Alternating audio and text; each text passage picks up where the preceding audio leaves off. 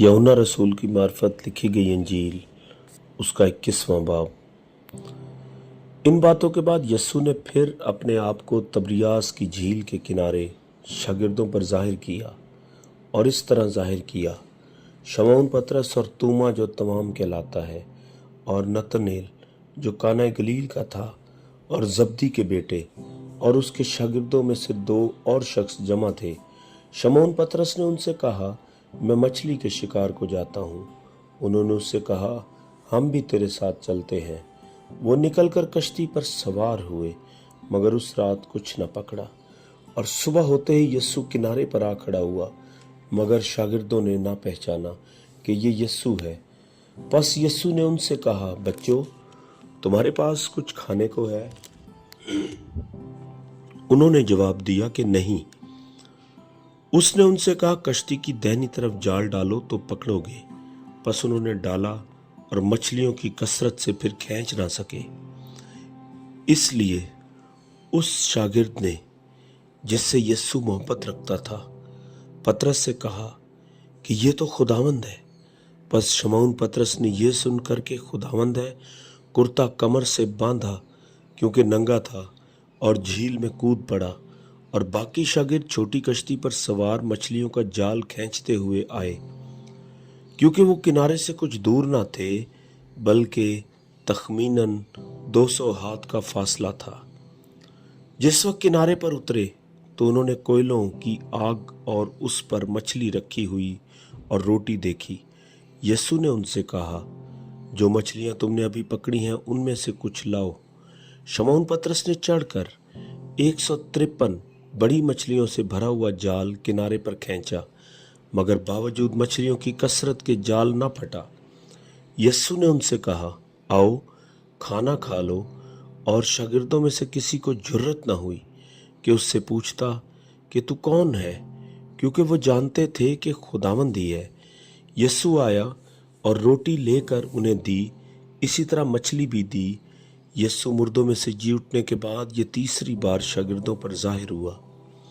और जब खाना खा चुके तो यस्सु ने शमौन पतरस से कहा, ऐ शमौन यूहन्ना के बेटे, क्या तू इनसे ज्यादा मुझसे मोहब्बत रखता है? उसने उससे कहा, हाँ खुदावंद, तू तो जानता ही है कि मैं तुझे अजीज रखता हूँ। उसने उससे कहा, तू मेरे बर्रे चरा। उसने दोबारा उससे फिर कहा, ऐ शमौन यूहन्ना के बेटे, क्या तू मुझसे मोहब्बत रखता है? उसने कहा, हाँ खुदावंद, तू तो जानता ही है कि मैं तुझको अजीज रखता हूँ। उसने उससे कहा, तू मेरी भेड़ों की गलाबानी कर। उसने तीसरी बार उससे कहा, ऐ शमौन यूहन्ना के बेटे, क्या तू मुझे अजीज रखता है? क्योंकि उसने तीसरी बार उससे कहा, क्या तू मुझे अजीज रखता है? इस सबब से पतरस ने दिलगीर होकर उससे कहा, ऐ खुदावंद, तू तो सब कुछ जानता है। तुझे मालूम ही है कि मैं तुझे अजीज रखता हूँ। यस्सु ने उससे कहा, तू मेरी भेड़ें चरा। मैं तुझसे सच कहता हूँ कि जब तू जवान था तो आप ही अपनी कमर बांधता था और जहाँ चाहता था फिरता था, मगर जब तू बूढ़ा होगा तो अपने हाथ लंबे करेगा और दूसरा शख्स तेरी कमर बांधेगा और जहाँ तू न चाहेगा वहाँ तुझे ले जाएगा। उसने उन बातों का इशारा कर दिया कि वो किस तरह की मौत से खुदा का जलाल जाहिर करेगा, और ये कहकर उससे कहा, मेरे पीछे हो ले।